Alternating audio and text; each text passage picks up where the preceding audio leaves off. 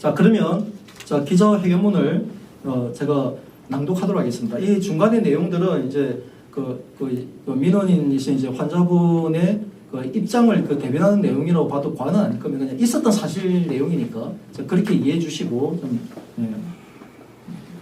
참여해 주시면 감사하겠습니다. 자, 원주 세브란스 기독병원은 설립 정신을 상기하여 의료 분쟁에 대한 상담 기능을 보강하라.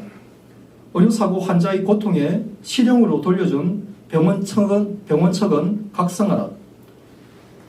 국민의 생명과 건강을 책임지는 의료계는 이익 집단이 되어서는 안 됩니다. 최근 간호법 제정 문제로 국회와 정부 그리고 의료 종사자들 간의 극단적인 대립으로 환자를 볼모로 한 집단 행동에 대하여 국민의 한 사람으로서 심각한 우려를 보내는 바입니다. 국민의 생명과 건강을 책임지는 의료인들이 이익 집단화로 고착된다면 이 나라의 미래는 암담할 것입니다. 좀 더디 가더라도 이해 당사자들이 한자리에 모여 충분한 소통과 국민의 생명과 건강을 최우선하는 입장에서 합의점을 찾아가기를 기원합니다.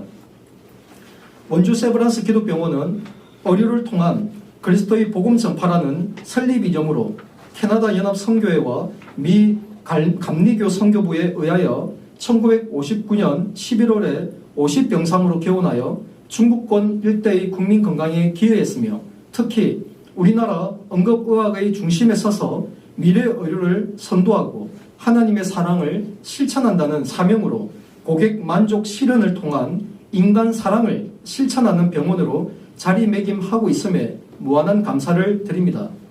의료기관에 종사하는 이들도 사람인지라 고의가 아닌 과실에 의한 의료사고는 필연적일 수밖에 없습니다. 문제는 과실에 의한 의료사고를 대하는 의료인과 의료기관의 자세로 인해 의료 분쟁이 끊이지 않는 현실이 안타까울 뿐입니다. 의료사고가 발생하면 의료진은 책임 회피에 급급하지 말고 의료기관은 환자의 입장에서 상담하고 공감하며 케어할 수 있는 전문 상담 부서와 인력을 양성해야 합니다. 자, 다음으로 의료사고 피해자의 사건을 개요를 제가 설명하도록 하겠습니다.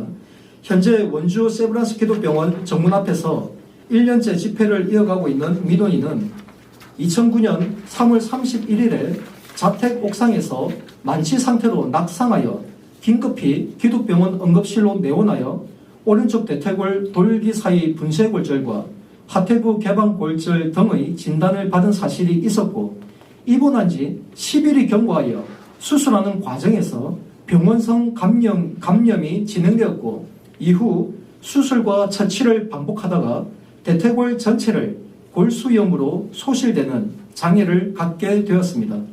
2011년 10월 13일에 병원 측에서는 환자의 장기 입원을 이유로 퇴원을 종용했으나 민원인이 자신의 상태를 보고 어느 병원에서 받아주겠냐며 이를 제기하자 병원 측에서 소개한 원자력 병원에서 염증 치료를 받았습니다. 민원인은 2012년 7월 6일에 민사소송을 제기하면서 병원 측의 과실로 첫째, 수술 지연 과실, 둘째, 설명 의무 위반 과실, 셋째, 감염 관리를 소홀히 한 과실을 주장하며 신체 감정 결과에 따른 일실 수입 손해금과 치료비, 기왕 치료비와 이제 향후 치료비가 있습니다. 그리고 개호비는 그거죠. 이제 환자를 이제 케어할 수 있는 보호자 거의 들어가는 비용인데 그 기왕 치료비와 향후 개호비가 있습니다. 그리고 보조구 구입 비용 그리고 위자료로 5천만 원을 등 합계 9억 5천에 상당하는 금액을 청구하였습니다.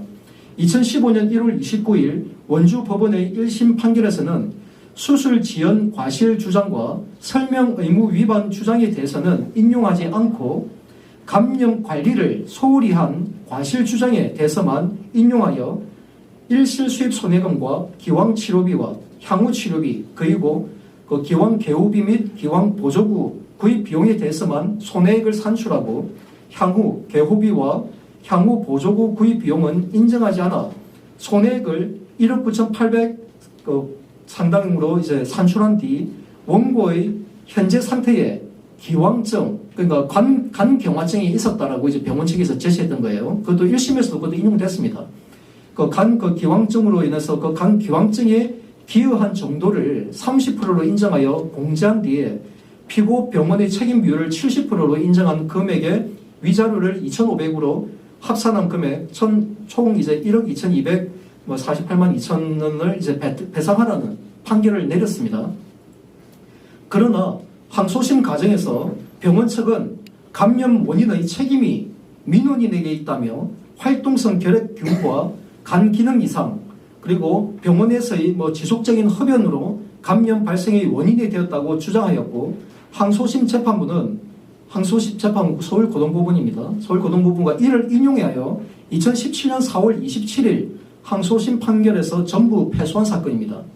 결국 대법원까지 상고하였으나 2017년 8월 31일에 상고 기각 판결로 민사소송은 종료되었습니다. 민사소송이 진행되는 중에도 민원인의 오른쪽 다리 상태는 이미 골수염까지 진행되어 대퇴골의 80%가 소실된 상태로 여러 차례 반복된 수술과 염증 발생으로 인해 심신의 고통은 이루 말로 표현할 수 없는 지경에까지 이르러 민사소송 종결 이후 상처 부위의 고통을 해소하기 위해 1년간 민간요법을 찾아다니며 광범위한 염증을 치료하여 했으나 이도 실패하였습니다. 이후 민사소송 서류 중 피고 병원에서 제출한 서류를 살펴보다가 병원 측에서 감염의 원인이 기왕증인 알코올성 감염, 간경화와 결핵, 그리고 항소심 서류에서는 병원의 지시를 무시하고 복도 등으로 나와 지속적인 흡연으로 인해 골수염 발생의 원인이 되었다는 내용의 허위 문서를 제출한 사실을 접하고 이에 분노하여 2019년 1월 10일부터 수술을 집도한 정형외과와 활동성 폐렴 진단 관련 소화기 내과 그리고 혈액종양 내과에 방문하여 면담을 요구하는 과정에서 관계자들이 면담을 회피하거나 무책임한 대응에 분노를 참지 못하고 욕설과 집기류를 던지는 등의 행위로 인해 병원 진료 업무를 방해한 사실이 있었습니다. 이 과정에서 병원 측은 헤아릴 수 없는 고통 속에 절망하는 환자를 전문 상담하기는커녕 면담 자체를 회피하고 다리 절단을 위기에 처한 환자의 고통을 철저히 외면하며 총 9건의 형사소송을 제기하여 결국 2020년 1월 10일에 원주 법원에서 업무방해 등의 혐의로 징역 1년의 실형에 처하여 법정 구속된 후 항소하여 춘천교도소로 이감되었습니다. 그 밑에 있는 사진이 2020년 1월 10일 날 법정 구속될 당시의 이분의 다리 모습이었습니다. 이게 19년 12월 17일 날 촬영한 거니까 한 달 채 안 됐던 시점이었죠. 이런 상태에 있는 환자를 법정 구속시켰던 겁니다. 그러나 교도소장의 판단에도 도무지 수용시설에서 감당할 상황이 못 되어 2월 4일에 춘천교도소장이 구속집행정지 건의서를 춘천고등법원에 제출하여 항소법원에서 구속집행정지를 결정, 결국 출소 후에 자택에서 치료를 이어가던 중 형집행정지 기간이었던 6월 19일에 원자력병원에서 오른쪽 다리 전체를 절단하는 수술을 했습니다. 2020년 10월 5일에 구속집행정지가 종료되어 춘천교도소로 재수감되어 복역하다가 이전 업무방해 사건이 원주법원에서 추가 재판이 진행되어 원주교도소로 이감된 뒤 재판에 출석하다가 2021년 6월 4일에 징역 1년이 추가되어 한쪽 다리를 잃은 채 복역하다가 2022년 3월 30일에 5개월의 잔여 형기를 남긴 채 모범수로 출소하였으며 보호관찰 기간이던 4월 18일부터 병원 정문 앞에서 인도변에서 1년이 넘도록 거리 집회를 이어가고 있습니다. 원주 세브란스 기독병원은 설립 이념과 사명, 비전을 기억하고 준행하라.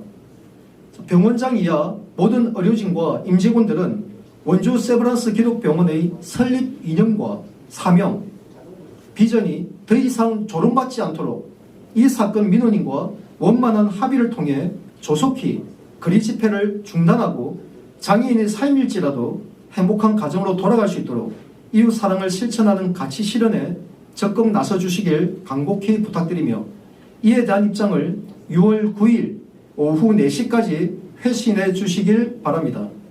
지난 5월 2일에 의료사고 분쟁 해소를 위한 책임자 면담 요청 문서를 총무과장을 통해 병원장에게 전달하였으나 아무런 회신 없이 묵묵부답으로 일관하였기에 위 기한 내에 재차 묵묵부답으로 일관한다면 병원장이야 책임 관계자들이 스스로 원주 세브란스 기독병원의 사명과 비전을 저버리고 의료인의 양심마저 포기한 것으로 확인하고 구국을 위한 행동하는 양심으로 강력히 대응하게 될 것입니다.